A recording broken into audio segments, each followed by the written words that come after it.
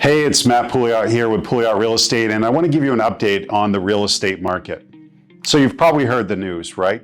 Interest rates are up, prices are still high compared to what they were historically, and a lot of people think that the bottom is just going to drop out. Well, that's understandable. I mean, our most recent recollection of what happened with the real estate market really is the 2008 mortgage real estate market meltdown, right? And so a lot of us are seeing that historical context thinking, hey, this is going to happen again. Well, it's really important to look at the data when we're in situations like this and think about it through the context of what do the numbers tell us? Because if we just go based on emotion, it's easy to think that with oil prices through the roof, grocery prices higher than they've ever been, and interest rates going up and up with historic inflation of over 9%, that this thing is going to have to fall down. But when you look at the numbers, the data do not support that. And I think it's important that people do look at the numbers to give us an appropriate approximation of what's going to happen moving forward. So first, there is a significant shortage of used housing inventory. Back before the meltdown of 2008, we had well over 3 million homes available for people to buy in this country. Now that number is less than 1 million. Secondly, we've seen a decrease in the number of housing starts. Before the meltdown of 2008, there were over 2 million homes built in the 2005-06 range. That number dropped to less than 500,000 during 2008-09 crisis, and then it has only steadily increased from there on out. So for the last 10 plus years, we've been chronically underbuilding homes in the United States.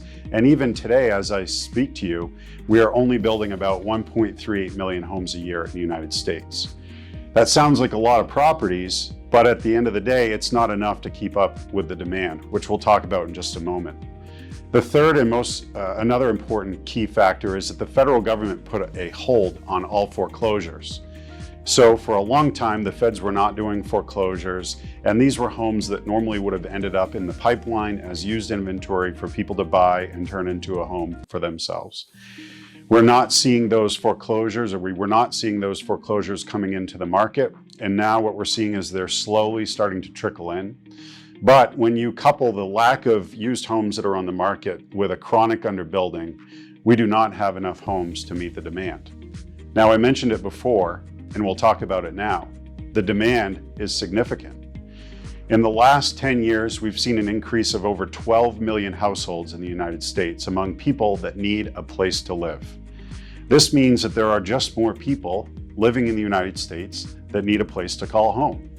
So we have less supply than what we had during the last crisis, and we have more demand, which is what's keeping stability in the market.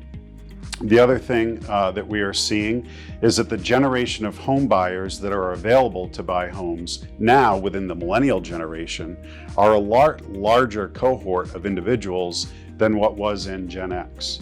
So we now have about 5 million more buyers that are of home buying age that are now getting into the market. They're becoming of prime home buying age, and they're entering into the home buying market. And the third thing that's a lot different than the 2008-09 meltdown is that there are a lot of institutional investors that are buying single family homes. When you look historically, real estate prices have, in all recessions except for one, beat out the inflation that's going on in the market in terms of an investment. So we're seeing a lot of demand among investors to buy these homes who are competing with, first-time home buyers and people that are just looking to make a move and are not looking at it from necessarily a financial investment perspective.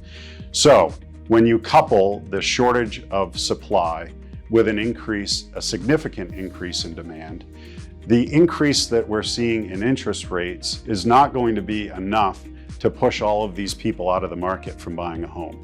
So yes, it's natural that we're going to see a decrease in demand when interest rates go up because the price of homes has increased significantly over the last 2 years to the point where the payment might have been feasible for somebody at a lower rate, and now the average price of the home in the market with the new rate, maybe it's not necessarily affordable for them, and so they have now come out of the market. So what we're seeing is less buyers that are in the market, but because of these underlying increases nationally among people that are able to buy homes or want to buy homes, we are still seeing very strong demand for real estate.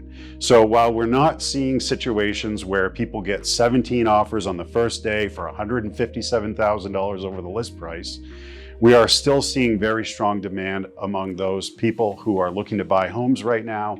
And the good thing for them is that there's a little bit less competition than there was as early as the beginning of this year and certainly last fall and summer. So what does this all mean? You know, if you're looking to buy a home, now is still a great time to do that. You can lock in a fixed rate and don't have to worry about your payment changing ever over the term of the loan unless you want to refinance. And as a seller, the market demand among buyers is still very strong. It's still in many ways a seller's market because of the amount of inventory that we have right now. But we are seeing that buyers are able to compete a little bit better because of less competition in the market. So hopefully this update has been helpful to you. The sky is not falling. This is not a Chicken Little moment here. All is going to be well. We have to keep calm and carry on. And I hope that you enjoyed this market update.